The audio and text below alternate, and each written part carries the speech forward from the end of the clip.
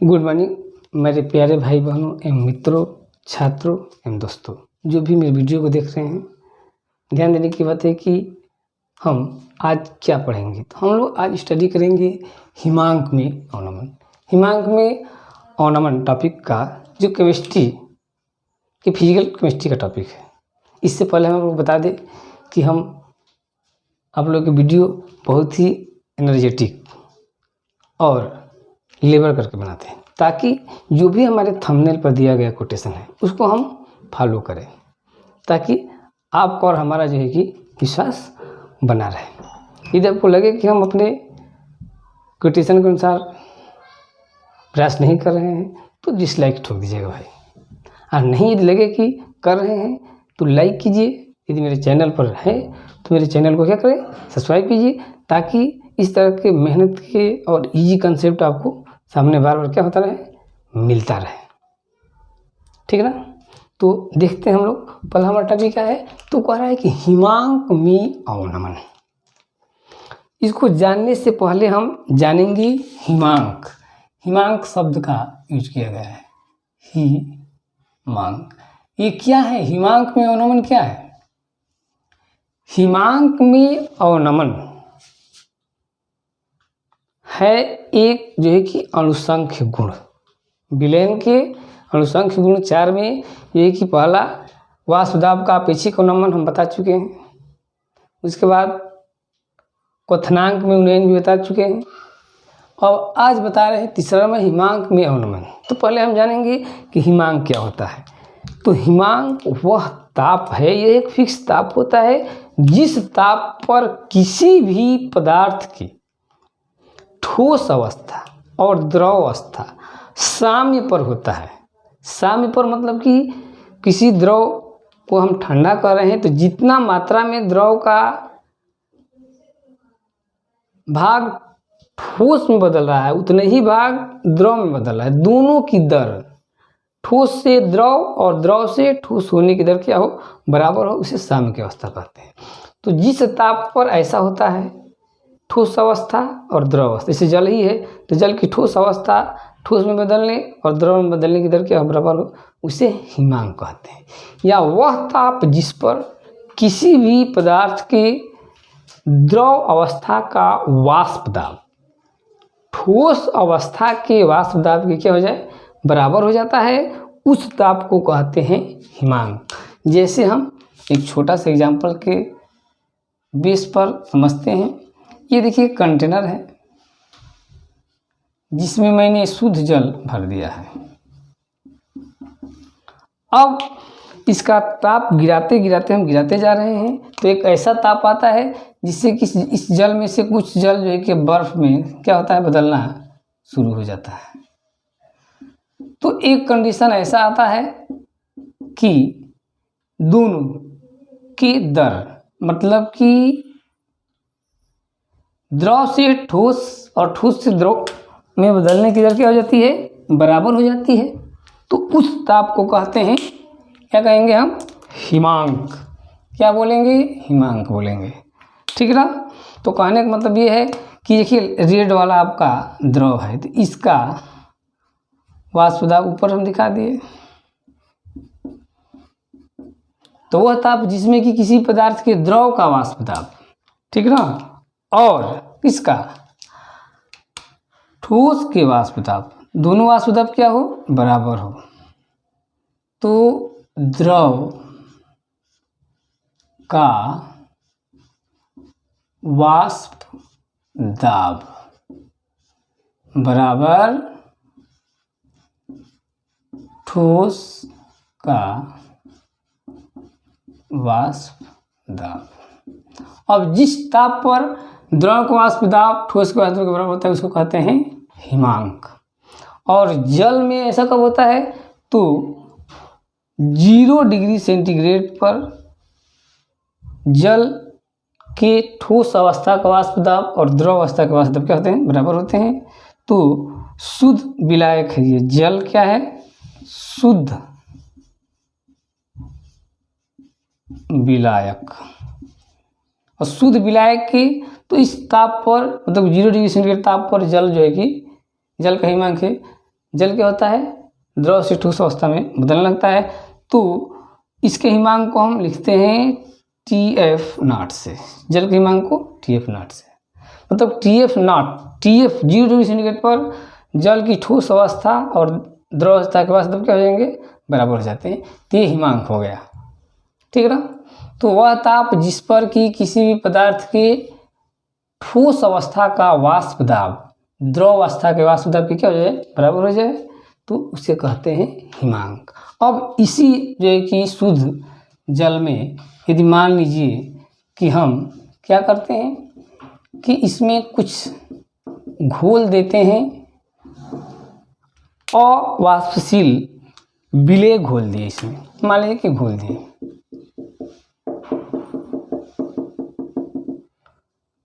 दिए, तो जब अवाष्पशील विलेय घोल देते हैं तो इसका वाष्प दाब जो है कि अब क्या होता है, कम हो जाता है।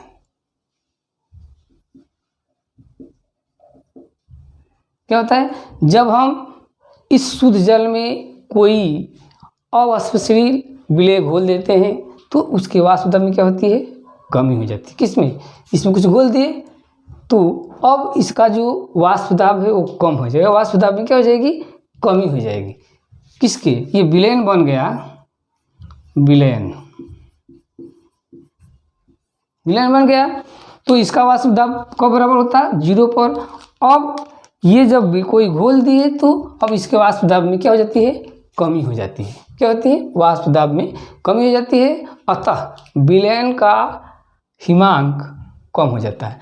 तो वाष्प दाब में कमी हो जाएगी, क्योंकि ये घोल दिया है ना, तो घोलने पर वाष्प दाब में क्या होती है, कमी हो जाती है, जिसके कारण विलयन की जो द्रव अवस्था है और ठोस अवस्था, दोनों अवस्थाएं कि वाष्प दाब में क्या होती है, कम ताप पर ही बराबर हो जाते हैं। पहले ये 0 पर बराबर होते थे, अब घोल दिए तो कम ही ताप पर इसके वाष्प दाब जो है कि क्या हो जाएंगे, बराबर हो जाएंगे, मतलब कि -0 डिग्री। ये 0 पर हो रहा है, जम रहा है, और ये कितना हो जाएगा, अब 0 पर नहीं होकर के माइनस में चला जाएगा।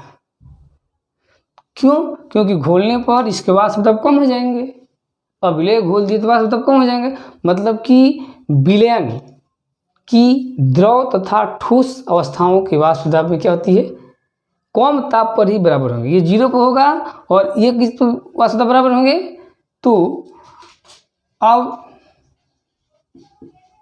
विलयन का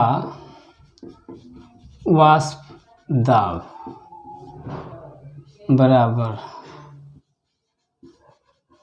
विलयन के ठोस का वाष्प दाब, तो ये 0 पर होगा बराबर, तो ये कम वहीं पर बराबर हो जाता है। तो कहने का मतलब होता है कि विलयन का हिमांक घट जाता है। शुद्ध जल का हिमांक को किससे प्रदर्शित कर दिए हम, तो शुद्ध जल के हिमांक को हम TF0 से प्रदर्शित कर दिए। तो विलयन के हिमांक को क्या हम करेंगे, ये घट जाएगा तो TFS से प्रदर्शित कर दीजिए। तो ये घट जाता है क्योंकि वाष्प दाब भी कम हो जाते हैं, और कम वाष्प दाब पर ही दोनों इसके ठोस अवस्था द्रव अवस्था जो है क्या होते हैं, बराबर हो जाते हैं। मतलब कि विलयन का हिमांक शुद्ध विलायक के हिमांक से कम होता है। क्या होता है, विलयन का हिमांक शुद्ध विलायक के हिमांक से क्या होता है, कम हो जाता है। तो कहने का मतलब ये है कि शुद्ध विलायक के हिमांक क्या चीज़, डेल्टा TF तथा विलयन के हिमांक TS के अंतर को हिमांक का अवनमन कहते हैं। किसके, विलयन के हिमांक TS और शुद्ध विलायक हिमांक TF के अंतर को। तो शुद्ध विलायक अधिक होता है और विलयन का कम होता है, तो हिमांक का अवनमन बराबर डेल्टा TF बराबर हिमांक का अवनमन डेल्टा टी एफ बराबर क्या हो जाएगा, तो शुद्ध विलायक का हिमांक T F naught minus T F S क्या है, तो हिमांक का अनुमान क्या है, शुद्ध विलायक के हिमांक तथा विलयन के हिमांक के अंतर को हिमांक का अवनमन कहते हैं, जहां पर हिमांक के अवनमन को डेल्टा टी एफ से प्रदर्शित करते हैं, शुद्ध विलायक हिमांक को टी एफ नॉट, तो विलयन के हिमांक को टी एस से तो अंतर कर देते हैं, तो इसको कहते हैं हिमांक का अवनमन। अब हम चलते हैं तन विलयन की तरफ। यदि विलयन तन हो तो तन विलयनों में जो हिमांक का अवनमन होता है, तन विलयनों के हिमांक का अवनमन डेल्टा टी एफ, उसमें घुले हुए अवाष्पशील विलेय के मूललता के समानुपाती होता है। तन विलयनों के हिमांक का अवनमन उसमें घुले हुए अवाष्पशील विलेय के मूललता के समानुपाती होता है। ठीक है ना, तो हम लिख सकते हैं डेल्टा टी एफ समानुपाती विलेय की मूललता। हिमांक का अवनमन डेल्टा टी एफ समानुपाती क्या हो जाएगा, विलेय की मूललता, या हम लिख सकते हैं डेल्टा टी एफ इक्वल के एफ इंटू एम। ध्यान देने की बात है कि तो डेल्टा टी एफ इक्वल के एफ इंटू एम, जहाँ पर के एफ क्या है, स्थिरांक है।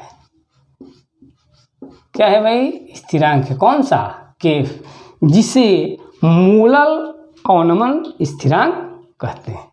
के एफ को क्या कहते हैं, स्थिरांक है, इसे कहते हैं मूलल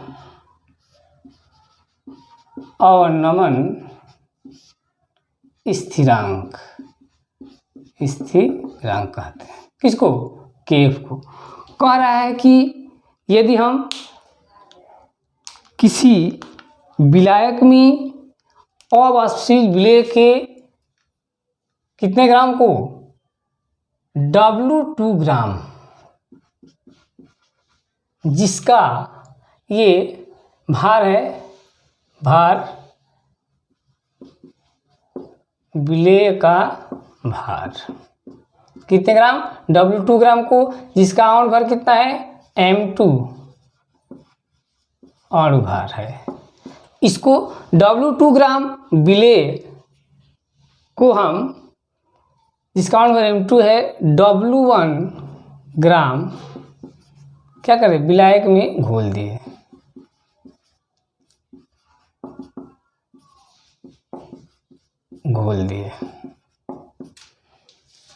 किसको, ध्यान देने की एक बात है कि यदि हम अवाष्पशील विलेय के W2 ग्राम विलेय को, जिसका आणु भार कितना है, M2 है, एक विलायक जिसका कि W1 ग्राम है, इसमें घोल दिए।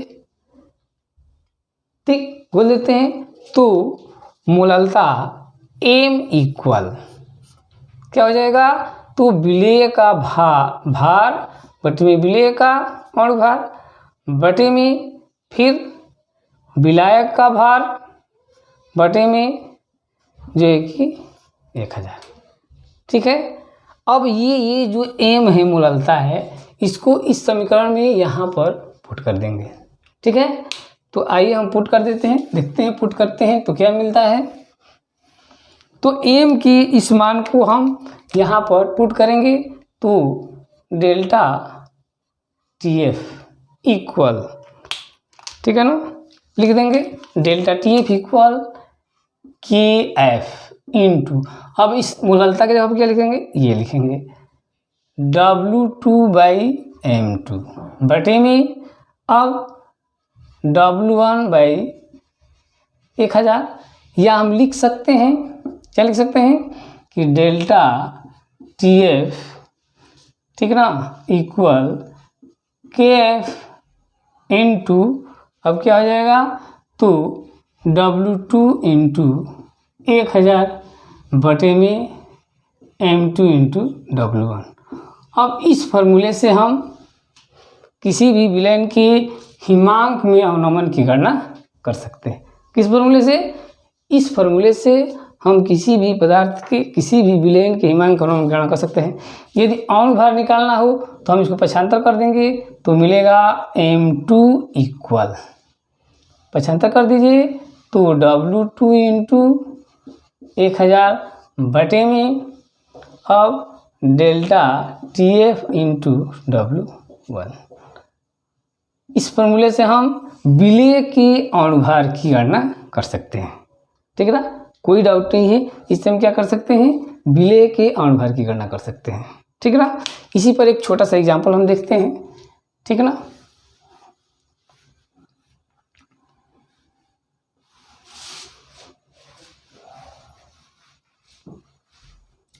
छोटा एग्जांपल क्या है फिर हमारा? तो कह रहा है कि कोई विलयन है। ठीक है ना, तो क्वेश्चन कह रहा है कि 45 ग्राम एथिल ग्लाइकॉल। देखिए 45 ग्राम एथिल ग्लाइकॉल का फॉर्मूला क्या होता है? एथिल ग्लाइकॉल, मतलब कि ये हो गया विलेय, और विलेय के भार को कैसे? W2। कितना ग्राम है? 45 ग्राम है। अब एथिल ग्लाइकॉल का फॉर्मूला CH2OH, CH2OH, ये एथिल ग्लाइकॉल है। तो कह रहा है कि 45 ग्राम एथिल ग्लाइकॉल जिसका फॉर्मूला दिया हुआ है C2OH सिंगल बॉन्ड CH2OH, ठीक, एथिल ग्लाइकॉल है। तो इसका भार कितना होगा? 45 ग्राम। तो इसका अणुभार हम निकालेंगे, एथिल ग्लाइकॉल का अणुभार निकालेंगे तो मिलेगा हमें 62। ये ग्राम हो गया, ये हो गया ग्राम। अब इसको एक ऐसे विलायक में घोल रहे हैं, कितने ग्राम? जो कि W1 ग्राम है। 600 ग्राम जल में घोला जाता है। कितने ग्राम में? 600 ग्राम जल में। 45 ग्राम एथिल ग्लाइकॉल को जिसका अणुभार कितना है? 62 है, 600 ग्राम जल में घोला जा रहा है। तो हमें ज्ञात करना है क्या क्या चीज़? तो पहला हिमांक में अवनमन, पहले क्या ज्ञात करेंगे? हिमांक में अवनमन, और दूसरा हिमांक की गणना करना है। ठीक, तो पहले हम क्या निकालेंगे? तो फर्स्ट ऑफ ऑल हम पहले निकालेंगे एथिल ग्लाइकॉल के मोल, मोल बराबर W2/m2। अब आइए जो हम बराबर दे देंगे, तो एथिल ग्लाइकॉल का भाई मोल कितना हो जाएगा? W2 कितना है? 45 बटे में 62। ठीक है ना, तो इसका हम निकालेंगे मोल तो हो जाएगा 0.73, डिवाइड कर दीजिए। अब निकालेंगे मोल हो गया। अब निकालेंगे विलायक का भार केजी में। तो विलायक कितना है? 600 ग्राम है, केजी में बदल देंगे 1000। तो कितना आ गया आपका? 6 केजी। निकालना क्या है हमें भाई? तो हमें निकालना है आपका ये हिमांक में अवनमन। क्या निकालना है? हिमांक में अवनमन और हिमांक में अवनमन और विलयन का हिमांक निकालना है। तो पहले हम क्या निकालेंगे? एथिल ग्लाइकॉल के मोल निकाल दिए, W/m2 कर दिया गया। अब विलायक भार केजी में। अब हम मोललता निकालेंगे यहाँ से, मोललता बराबर विलेय के मोल, क्या चीज? विलेय के मोल बटे में विलायक का भार किसमें, केजी में। ठीक है, तो विलेय का मोल कितना है 0.73 अब बटे में विलायक का भार केजी में 0.6। ठीक है, तो 0.73 बटे में तो कितना आ जाएगा 1.2। ये आ गया मूललता। क्या आ गया, मूललता। विलेय की मूललता निकल गई। हमें क्या निकालना है भाई, तो हमको निकालना है, अब यहाँ पर ध्यान देना है, हमें निकालना है डेल्टा TF जो बराबर होता है KF इंटू M। तो हमारा मूललता निकल गया, कितना आ गया भाई, तो 1.2। अब ये मूलल अवनमन स्थिरांक है। मूलल, तो जल का मूलल अवनमन स्थिरांक की वैल्यू फिक्स होती है, आप लोगों को याद कर लेना पड़ेगा। कितना होता है, तो 1.86। तो डेल्टा TF इक्वल, जानते हैं हम लोग, दिया हुआ है टेबल में, याद कर लेंगे कि जल का मोलर अवनमन स्थिरांक कितना होता है 1.8 से फिक्स होता है। और मोललता यहाँ से फाइंड किए हैं, इंटू कर देंगे। अब इंटू कर दीजिए, तो इंटू कर देंगे तो हमें मिलेगा 2.23 केल्विन। इंटू करने के बाद मिल जाएगा 2.23 केल्विन। ठीक है ना, क्या मिलेगा 2.2 केल्विन। ये हो गया आपका हिमांक में अवनमन। अब हमें एक दूसरा चीज भी निकालना है। अब निकालना है विलयन का हिमांक। विलयन का हिमांक निकालना है। क्या निकालना है, विलयन का हिमांक। तो हिमांक का अवनमन डेल्टा TF इक्वल होता है विलायक का हिमांक माइनस विलयन का हिमांक। अब निकालना है हमें क्या, तो विलयन का हिमांक, ये है आपका विलयन का हिमांक। तो डेल्टा TFS क्या है, विलयन का हिमांक बराबर, अब क्या हो जाएगा, तो TF नॉट माइनस कितना हो जाएगा डेल्टा TF। डेल्टा TF मैंने कितना निकाला है, ये निकाल लिया है। और TF नॉट शुद्ध जल का हिमांक कितना होता है, तो शुद्ध जल का हिमांक होता है 0 डिग्री सेल्सियस या 273.15 केल्विन। यह है आपका जल का हिमांक, कितना 0 डिग्री सेल्सियस या 273.15 केल्विन। यहाँ पर रख देंगे, तो 273.15 ये हो जाएगा क्या चीज़, शुद्ध विलायक का हिमांक का माइनस हिमांक में अवनमन कितना आया है 2.23। अब इसको क्या करेंगे, घटा देंगे, तो इसको घटा दीजिए, कितना आ जाएगा आपका 270.92, 270.92 ये आ जाएगा आपका। तो क्या क्या निकल गया हमारा, हिमांक में अवनमन डेल्टा TF और विलयन का हिमांक TFS। इस तरह से जो कि हम क्या कर लेंगे, कैलकुलेट कर लेंगे। ठीक है ना, तो यदि आप लोग ये कैलकुलेशन और ये टॉपिक समझ में आया, तो और कुछ करें चाहे ना करें कमेंट जरूर करें।